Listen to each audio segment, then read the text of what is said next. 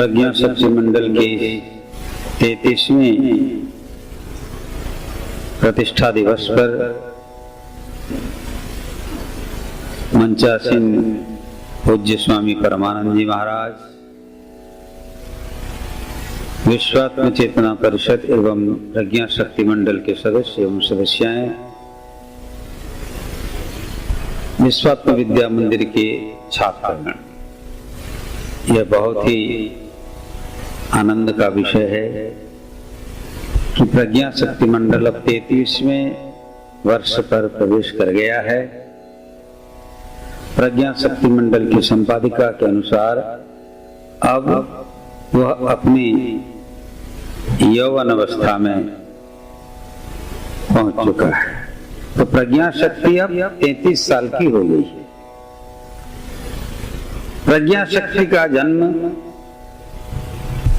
जैसे स्वामी जी बता रहे थे, आज 32 साल पहले, आज श्रावण पूर्णिमा के दिन पवित्र मुहूर्त में विश्वात्म कुटीर में हुआ था।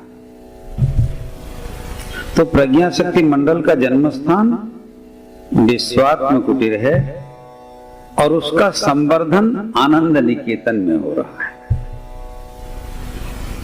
और होना भी चाहिए।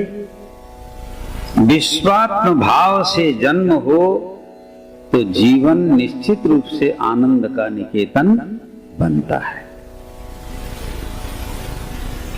बाकी तो सब आपने सुना, लेकिन प्रज्ञा शक्ति मंडल की वरिष्ठ पुरानी सदस्याएं भले ही कहें कि हमारे द्वारा कुछ नहीं हो रहा है, हम कुछ नहीं कर पा रहे हैं, लेकिन जैसे कि सत्यवेदानंद ने कहा, उन्होंने जो किया है वह सबके लिए एक दृष्टांत होना चाहिए। उन्होंने अपना सब कुछ छोड़ा,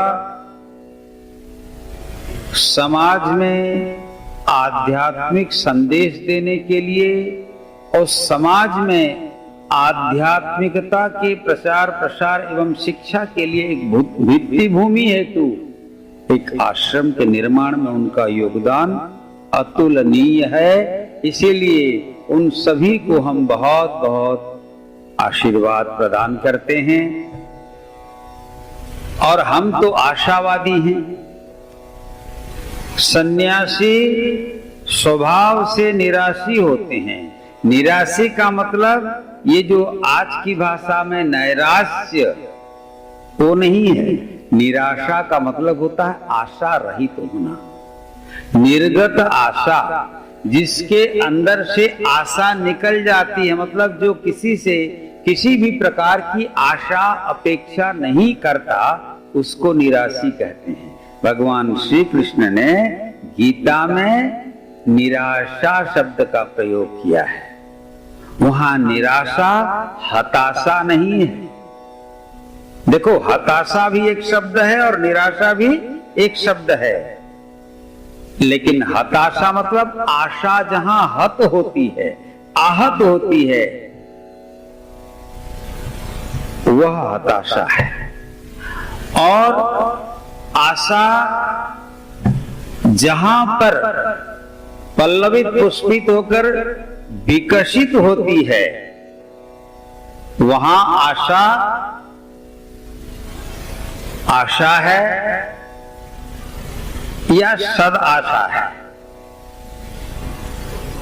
लेकिन जहां तटस्थता होती है, किसी से आशा नहीं, किसी से कोई अपेक्षा नहीं, वह निराशा है। योगी लोग निराशी होते हैं, सन्यासी लोग निराशी होते हैं, मगर हताशी नहीं होते। हम लोग संसार से निराशी हैं,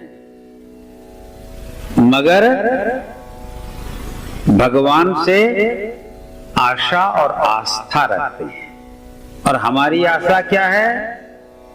अगर बीज डला हुआ है जमीन में, तो अनुकूल अवसर आने पर उसे उचित खाद पानी और सुरक्षा मिलने पर उसका अंकुर उद्गम होकर फिर वह धीरे धीरे निश्चित रूप से बढ़ता है और विकास की गति भी सबकी अलग अलग होती है। कुछ पौधे होते हैं बहुत जल्दी बढ़ जाते हैं, नष्ट हो जाते हैं, और कुछ पौधे, कुछ वृक्ष ऐसे होते हैं कि धीरे धीरे बढ़ते हैं, काफी समय तक रहते हैं। और जैसे बरगद का वृक्ष, बीज बहुत छोटा होता है, अंकुर फूटता है और लगाने से नहीं फूटता, वो बड़े विचित्र ढंग से उसके अंकुर फूटते हैं, लेकिन उसका जीवन बहुत लंबा होता है और वह बहुतों को छाया भी देता है। इसलिए बट वृक्ष को हमारे यहाँ शिव वृक्ष माना जाता है। बट वृक्ष को हमारे यहाँ विश्वास वृक्ष माना जाता है। बट वृक्ष को हमारे यहाँ श्रेष्ठ माना जाता है और बट वृक्ष का ही नाम है अक्षय वट एवं कल्प वट। अक्षय होता है और वहां जो भी कल्पना करे व्यक्ति, जो भी संकल्प करे, उसके संकल्प की पूर्ति भी होती है। तो ये सारे प्रतीक बट में होते हैं, लेकिन बट की वृद्धि बहुत धीरे धीरे होती है, विस्तार बहुत बड़ा होता है और जीवन भी अक्षय होता है, बहुत लंबा। आज का यह दिन, रक्षाबंधन का यह दिन, श्रावण पूर्णिमा का यह दिन बहुत महत्वपूर्ण है, क्योंकि आज के दिन में ही भगवान बलदेव जी का, बलराम जी का जन्म हुआ था। भगवान बलराम हल, लंगल धारण करते हैं ना, हल, हलायुध कहा जाता है उनका नाम। और हल किसका आयुध है? जैसे स्वामी जी बता रहे थे, कृषकों का। और भारत क्या है? कृषि प्रधान। भारत की संस्कृति में दो चीजों की महत्ता अधिक है। भारत एक तरफ कृषि प्रधान है और दूसरी ओर ऋषि प्रधान है, जिसका संकेत स्वामी जी ने किया। जब तक भारत में कृषि और कृषक रहेंगे, ऋषि और ऋषि परंपरा रहेगी, तब तक भारत का कोई भी बाल बांका नहीं कर सकता। इसीलिए देखना, भारत में जब जब भी विधर्मियों ने आक्रमण किया है, उन्होंने इन दोनों परंपराओं को नष्ट करने का प्रयास किया है। कृषि परंपरा नष्ट हो जाए तो भारत नष्ट हो जाएगा, और ऋषि परंपरा नष्ट हो जाए तो भारत नष्ट हो जाएगा। लेकिन ये दोनों ही परंपराओं को नष्ट करने की प्रयास करने वाले स्वयं नष्ट हो गए, लेकिन ये दोनों परंपराएं नष्ट नहीं हुई और आगे भी कभी नष्ट। आप देखना, भारत में सब जगह, हम लोग तो गांव गांव घूमे हैं साधु संत लोग, यहां कृषि परंपरा वाले ऋषि परंपरा वालों का सम्मान करते हैं। नागरी सभ्यता वाले ऋषि परंपरा का सम्मान नहीं करते। वो तो बुद्धिजीवी हैं, जैसे स्वामी जी बोल रहे थे, वो तो तर्क करेंगे, वो तो नाना प्रकार का संदेह पैदा करने का प्रयास करेंगे, विभ्रम पैदा करने का प्रयास करेंगे। लेकिन कृषि परंपरा के उपासक कृषक गण ऋषियों को देखकर कभी संदेह नहीं करते, और ऋषि जो बोले उसे मान जाते हैं। और यही कारण है कि भारतीय संस्कृति आज तक सुरक्षित है, इसका कोई बाल बांका नहीं कर पा रहा है। और इस कृषि एवं ऋषि दोनों परंपरा के पोषक हैं भगवान बलराम जी। भगवान कृष्ण तो अवतार पुरुष हैं, लेकिन दोनों के संरक्षक हैं भगवान बलराम जी। जितने भी बाहर से लोग आए, उन लोगों ने हमारी संस्कृति को तोड़ने के लिए हमारी कृषि परंपरा और ऋषि परंपरा दोनों को तोड़ने का प्रयास किया। हमारे कृषि परंपरा में क्या है? भारतीय वैदिक परंपरा के कर्मकांड हैं, पूजा पाठ व्रत 12 मास 13 यात्रा हमारे कृषि परंपरा में है, अन्य परंपरा में नहीं है, या फिर ऋषि परंपरा में। इसलिए इस कृषि एवं ऋषि परंपरा के रक्षक भगवान बलराम जी का जन्मदिन, रक्षाबंधन, और आज हमारे ही पश्चिम उड़ीसा के स्वभाव कवि गंगाधर मेहर जी का जन्मदिन, जिन्होंने अपनी कालजयी रचनाओं के कारण अमरत्व को प्राप्त कर लिया। वो मरे नहीं। गंगाधर आज भी प्रत्येक व्यक्ति के अंदर में अपनी भावनाओं के कारण विद्यमान है। उन्हीं की कविता है, विश्व देखो मधुमय रे जीवन, विश्व देखो मधुमय। कितना बड़ा संदेश है, और ये संदेश पश्चिम उड़ीसा के एक कवि से गया है। वैदिक ऋषियों ने दिया था, मधुवातारितायते मधुक्षरंत सिंधवा माद्विर्ना संतुरौषधि मधुनक्तम उतौषसो। वैदिक ऋषियों ने जो संदेश दिया था, उसके बाद तो अनेक साधु संत, हमारे तो भारतीय परंपरा में ये है ही सब जगह, लेकिन सुंदर भाषा में गंगाधर मेहर जी ने लिखा, विश्व देखो मधुमय रे जीवन, विश्व देखो मधुमय। इस विश्व को मधुमय देखो हे जीवन। तो अगर मधुमय देखोगे विश्व को, तो तुम्हारा जीवन भी कैसा होगा? मधुमय होगा। या फिर तुम्हारा जीवन मधुमय है तो तुम मधुमय देख सकते हो विश्व को, या विश्व को मधुमय देखने का अभ्यास करोगे तो अभ्यास करते करते एक दिन तुम भी मधुमय हो जाओगे। हमारे वैदिक ऋषियों का, साधु संतों का, सबका यही समाज को उपदेश है कि स्वयं भी मधुमय बनो और विश्व को भी मधुमय बनाओ। मधुर अर्थात प्रेममय बनाओ। प्रेममय कैसे बना पाओगे? जब तुम्हारी प्रज्ञा स्थित होगी। जो व्यक्ति ज्ञानी होते हैं अपने आत्म स्वरूप को सर्वत्र देखते हैं, सबके अंदर, और वही इस विश्व में आत्म सत्ता का अनुभव करते हैं। तो मधुर कौन है भाई? संसार में मधुर ये शरीर नहीं है, भगवान है। शरीर के अंदर रहने वाले भगवान ही मधुर हैं। ये शरीर तो मलमूत्र से, दुर्गंध से भरा हुआ है,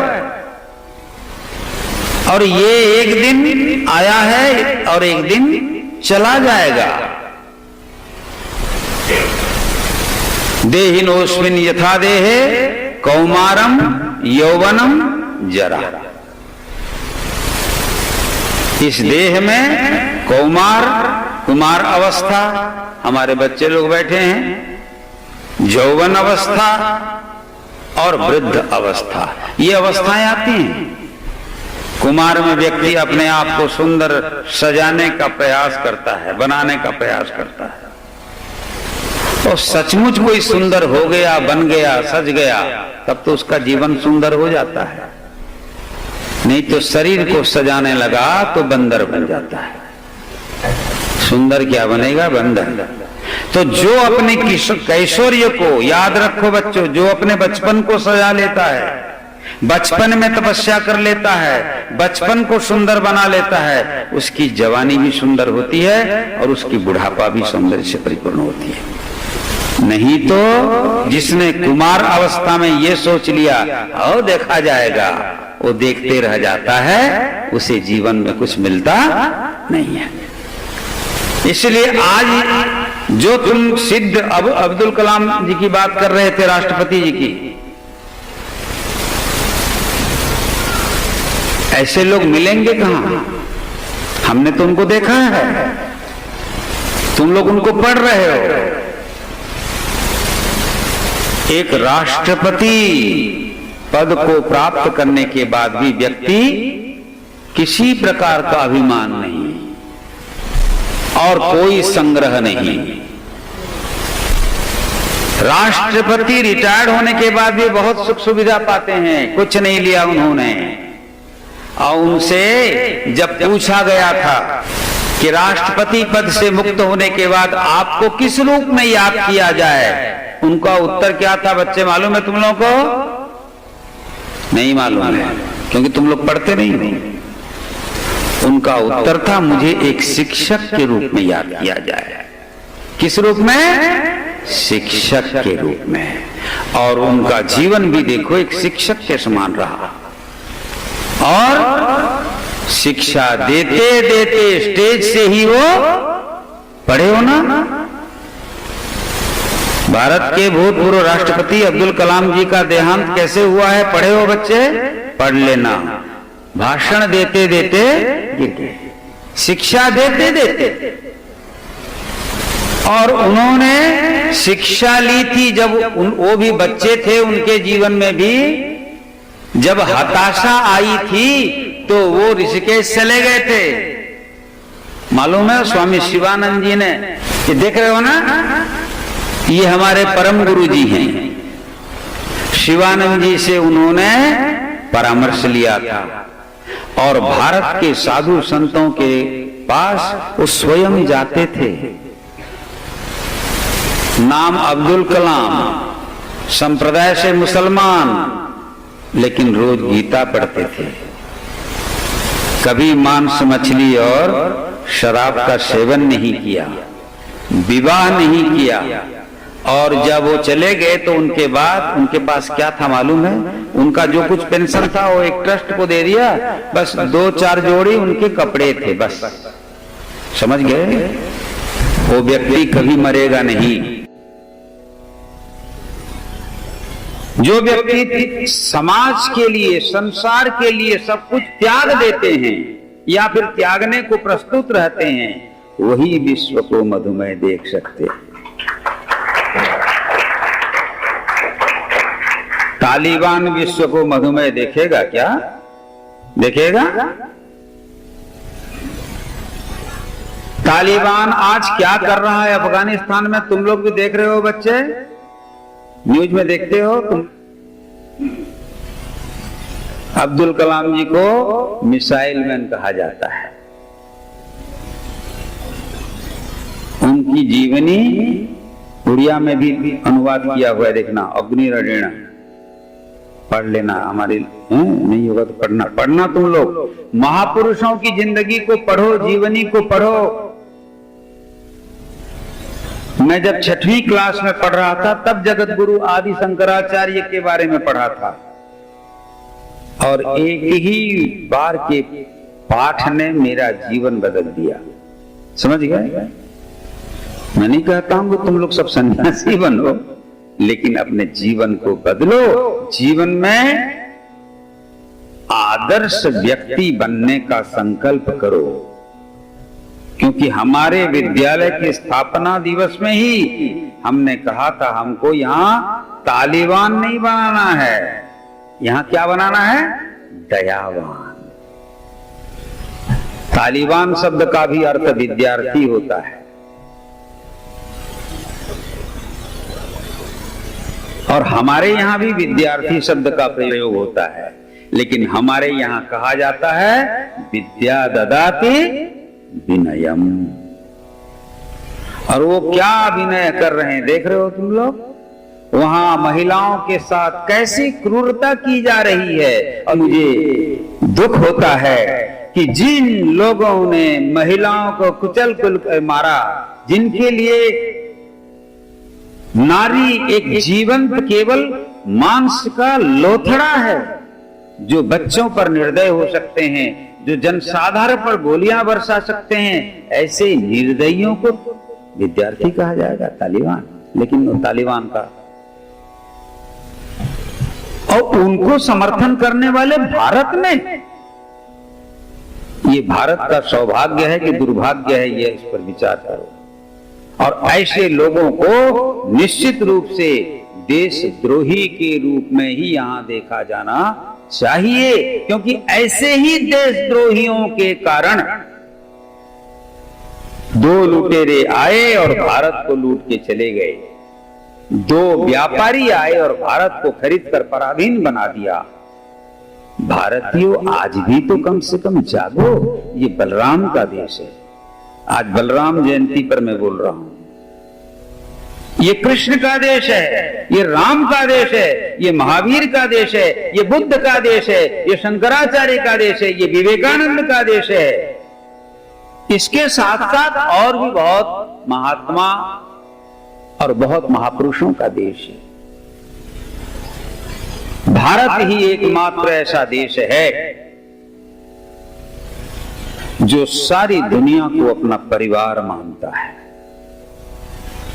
भारतीय ही एक ऐसी जाति के लोग हैं जो किसी भी संप्रदाय वालों से घृणा नहीं करते, क्योंकि वेद हमारे कहते हैं कि आत्मवत् सर्वत्र देखो और किसी से घृणा मत करो, क्योंकि जो आत्मवत् सबको देखता है ततो न विजुगुप्सते, किसी से घृणा नहीं करता। हम उस देश के वासी हैं, लेकिन दुर्भाग्य से अपनी उदारता को ठीक से प्रयोग न कर पाने के कारण उदारता हमारी कमजोरी बन गई, फूट और वैमनस्य का कारण बन गई, और लुटेरे आए, व्यवसायी आए। महमूद गजनवी कहां का था? इतिहास पढ़ते हो कि नहीं बच्चे तुम लोग? बता सकते हो ना कहां का था? अफगान का ही था। समझ गए? अफगान का वही नहीं था। महाभारत युद्ध में दुर्योधन का मामा कहां का था मालूम है किसी को? गांधार कहां है? अफगानिस्तान। Very good. हाँ, शकुनी मामा जानते हो ना? महाभारत देखे हो? सतर्क रहना, शकुनी मामाओं के चक्कर में पड़ोगे तो घर हो या समाज, महाभारत तो होगा। और महाभारत होगा तो तुम संख्या में चाहे 100 हो, 5 पांडव तुमको हरा देंगे। ये याद रखो कि दुष्टों का जीवन काल अधिक नहीं होता। वो कुछ समय के लिए आते हैं, तहलका मचा देते हैं, आतंक मचा देते हैं, मगर बहुत लंबे समय तक वो जीवित नहीं रहते। लेकिन जो अहिंसा के पुजारी होते हैं, जो सबसे प्यार करने वाले होते हैं, जो सबकी उपकार करने वाले होते हैं, जो सबकी मंगल कामना करने वाले होते हैं, जो मो जीवन पछे नरके पड़ी थाऊ जगत उद्धार है, ऐसी भावना रखते हैं। मेरा जीवन भले ही नरक में चला जाए मगर हे प्रभु जगत का उद्धार हो जाए, जो ऐसी भावना रखते हैं वो कभी मरते नहीं हैं। और वो कहीं भी रहे तो ऐसे ही व्यक्तियों की पूजा होती है। भारत में ही केवल संतों की पूजा नहीं होती, जहां जहां भी जाओगे दुनिया में जो उत्तम कोटि के लोग हैं सब जगह उनकी पूजा होती है। संतों की पूजा होती है और दुष्टों की पूजा कहीं नहीं होती। दुष्टों की अगर पूजा होती तो अफगानिस्तान में अभी अफगानिस्तानी जैसे तकलीफ पा रहे हैं, पाते क्या? तालिबान लोगों को फूल चंदन लेकर के सब पूजा करते कि नहीं? लेकिन भय और आतंक से सब भाग रहे हैं। कल मैंने देखा न्यूज में माताएं अपने छोटे छोटे बच्चों को अमेरिकी सैनिकों की ओर फेंक दे रहे हैं, छोटे छोटे बच्चों को। इस आशा से कम अमेरिकी सैनिक उन्हें ले जाएं अपने साथ, भले ही वो मत जाने बड़ा होकर के उसका माँ कौन थी और उसका बाप कौन है, लेकिन कम से कम जिंदा तो रहेगा। ये है माँ का असली स्वरूप। कुपुत्रो जायेत क्वचिदपि कुमाता न भवति। तो कहते कहते मैं इतने जो बोल गया, इसका मेरे कहने का एकमात्र उद्देश्य यही है कि संसार में वही टिकते हैं, वही पूज्य होते हैं, वही आदर्श हैं जिनके अंदर प्रेम होता है और जो प्रेम का वातावरण बनाते हैं। आज का ये दिवस प्यार का ही तो दिवस है। बहन और भाई के बीच में जो पवित्र प्रेम का रिश्ता है, उसी का प्रतीक ये दिवस है। आज सुभद्रा जी भी बलराम जी को और जगन्नाथ जी को राखी बांधती हैं, और राखी बांधने का उद्देश्य भाई से सुरक्षा। बहन सुरक्षा के क्षेत्र में भाई पर जितना निर्भर करती है, दूसरे पर नहीं, क्योंकि कन्या रूप में उसका संरक्षक भाई होता है। पिता तो पूज्य है, पिता तो रक्षक है ही, भाई उसका असल रक्षक है। इसलिए ये जो हमारी परंपरा है, ये परंपरा आदर्श परंपरा है। अन्य संप्रदाय की बात में नहीं करता, लेकिन हिंदू धर्म में, सनातन धर्म में, वैदिक धर्म में भाई बहन की सुरक्षा का दायित्व वहन करता है, और ये पौराणिक युग से चला आ रहा है, वैदिक युग से चला आ रहा है। रक्षा सूत्र हम लोगों को, पंडित जी लोग आप लोगों को रक्षा सूत्र बांधते हैं, तो सबकी सुरक्षा कैसे, सब किससे किस प्रकार सब सुरक्षित रहते हैं, ये तो स्वामी जी ने बता दिया। अंत में सबकी सुरक्षा कौन करते हैं? संत करते हैं। हमारा वर्ण और आश्रम व्यवस्था के अंतर्गत सारे वर्ण एक दूसरे की सुरक्षा के लिए ही बनाए गए हैं। ये राजनीतिक दुर्भावना के कारण, वोट बैंक की राजनीति के कारण हमारी वर्ण व्यवस्था का गलत विश्लेषण और व्याख्या हो रहा है, लेकिन है नहीं ऐसा। ये व्याख्या हमारी ऋषि मुनियों और संतों का नहीं है।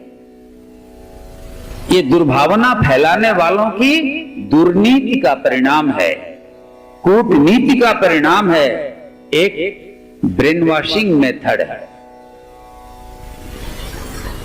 ब्रेन वॉश करना, मस्तिष्क को साफ कर दो, उनके दिमाग में कचरा भर दो कि इन ऋषियों ने और संतों ने और ब्राह्मणों ने, इन लोगों ने ही सनातन धर्म का विनाश किया। ठंडे दिमाग से आप पढ़ोगे तो इस संसार और समाज के रक्षक ब्राह्मण ही है। ब्राह्मणस्य शरीरोयम क्षुद्र कामाय निश्यते। ब्राह्मण का यह शरीर छोटे काम, क्षुद्र काम के लिए नहीं है। ये वैदिक विधान है, वैदिक व्यवस्था है, लेकिन राजनीतिक कारणों से आज उस व्यवस्था को विकृत करके भारतीय संस्कृति को संदेह के घेरे में ले आए कुछ तथाकथित व्यक्ति। ये राजनीतिक कारण था, और उस राजनीतिक कारण में आज हम अपनी ही संस्कृति और सभ्यता को ठीक से अध्ययन न करने के कारण समझ नहीं पा रहे हैं, और हमारे ऋषियों की उपलब्धियों को आजकल के आधुनिक वैज्ञानिकों का नाम लेकर उनके नाम पर प्रचारित किया जाता है, जबकि हमारे ऋषि मुनियों ने सारी दुनिया को सब कुछ दिया। ये जो गणित शून्य जीरो का सिद्धांत, गणित, अरे ये सब किसने दिया? खगोल भूगोल ये सब हमारे ऋषियों ने, और तुम लोगों को लेकिन विज्ञान में अलग पढ़ाया जाता है। जितना भी चाहे भूगोल हो, खगोल हो, भौतिक विज्ञान हो, तुम जो भी पढ़ रहे हो, ये सारा ज्ञान हमारे ऋषियों ने दिया है। वेद में सारे सूत्र हैं, लेकिन उसे पढ़ाया तुम लोगों को नहीं जाता। और तुमको ये नहीं बताया जाता कि कौन से ऋषि ने किस सिद्धांत का उद्घाटन किया, उद्भावन किया, बल्कि बताया ये जाता है कि गैलीलियो ने ये किया, अमुक ने ये किया, अमुक ने ये किया। उन्होंने कुछ नहीं किया है, सब यहीं से गया है और ये अब प्रमाणित हो गया है। इसीलिए इस पद्धति से शिक्षादान भारत में होना चाहिए, तभी भारतीय संस्कृति बचेगी, और भारतीय संस्कृति बचेगी तो ही विश्व बचेगा। नहीं तो ऐसे लुटेरों से ये क्या करते हैं, न खुद शांति से रहते हैं, न किसी को शांति से रहने देते हैं। कहने का मेरा तात्पर्य है कि भारतीय संस्कृति में ये जो विभिन्न पर्व पर्वाणी बोलते होते, तीज त्योहार, ये सब एक एक सांकेतिक पर्व है। आज का ये पर्व कृषकों का पर्व है, बलराम जी के जन्म का पर्व है,